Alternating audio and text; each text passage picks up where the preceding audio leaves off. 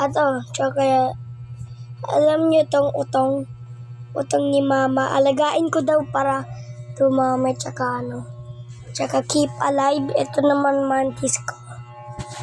Ayan, gusto nyo makita mantis ko na maliit to. Kaya hindi nyo makita. Mantis, okay. First time ko lang mag-alaga ng mantis kasi hindi pa ako nakakaalaga ng mantis. Yung 5 pa lang gusto ko yung mga mantis. Kaya nagpapahuli ako. Tsaka akala ko mantis yung nahuli ni Ate Jingjing. Pinapunta ko si Kuya Pau Pau dito. Akala ko mantis, grasshopper pala. Tumalon.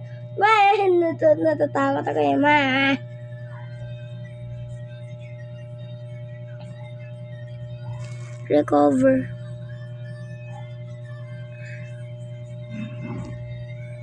Recovery, kaibigan. So, oh my God, this is my biggest fan. Gagamba ko. Okay, so siya, tsaka yung gagamba ko. Yung gagamba ko nakakain na ng ipis. Yung ipis naka-itlog na. Career. Natatakot ako. Mantis ko sa kasi sa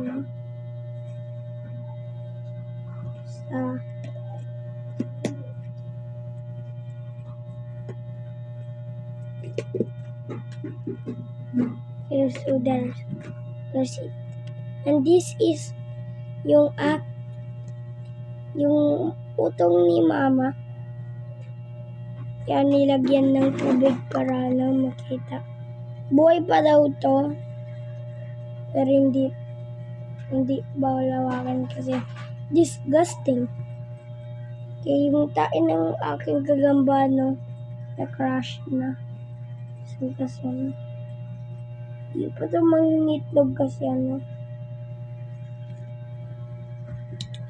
kasi mamaya pa yan Ay, oo nga, hindi ito mangingitlog.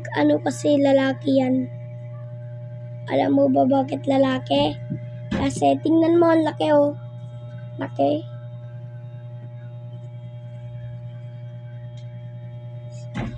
Uy, head crab. Oh my God, what the? Mantis. Okay, mantis. Mantis eh,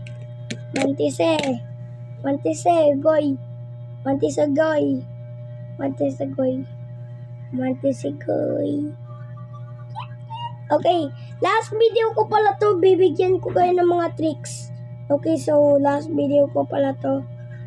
So, sino yung pinamalaki na aking alaga? Okay. Oo, gagamba kasi malaki yan diba?